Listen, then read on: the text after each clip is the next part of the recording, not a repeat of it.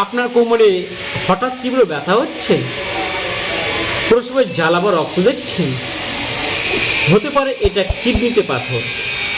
আজকের ভিডিওতে জেনে নিন কিডনির পাথর কি, কেন হয় এবং চিকিৎসা কী।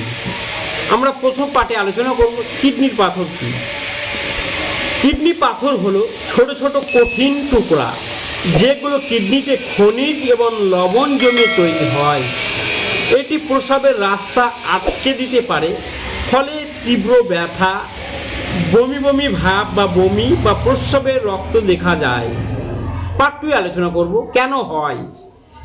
1 নম্বর যে লক্ষণ, পানি কম পান করলে। 2 নম্বর হচ্ছে অতিরিক্ত লবণ বা মাংস খেলে। 3 নম্বর ইউরিক অ্যাসিড বেশি হলে। 4 নম্বর জেনেটিক বা বংশগত কারণে এই পাথর হতে পারে। এবার 3 নম্বর পার্টে আলোচনা করব উপসর্গ বা রোগের লক্ষণ। কোমরে বা পেটের এক পাশে তীব্র ব্যথা হয়। 2 নম্বর হচ্ছে প্রস্রাবের জ্বালা বা রক্ত দেখা যায়। 3 নম্বর বমি হয় বা বমি বমি ভাব হয় বা প্রস্রাব আটকে যাওয়া। 4 নম্বর পার্টে আলোচনা করব চিকিৎসা সম্পর্কে।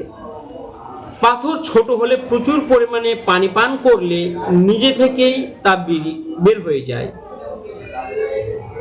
আর 2 নম্বর হচ্ছে ডাক্তার ব্যথার ওষুধ বা ট্যামসোলিসিন দিতে পারেন। আর বড় পাথর হলে লেজার বা অপারেশনের দরকার হতে পারে। এবার পার্ট 5 আমরা আলোচনা করব প্রতিরোধ। 1 নম্বর হচ্ছে দিনে অন্তত 8 থেকে 10 গ্লাস পানি পান করুন। দ্বিতীয়ত লবণ ও লাল মাংস কম খান। তৃতীয়ত হচ্ছে প্রস্রাব আটকে বেশিক্ষণ রাখবেন না।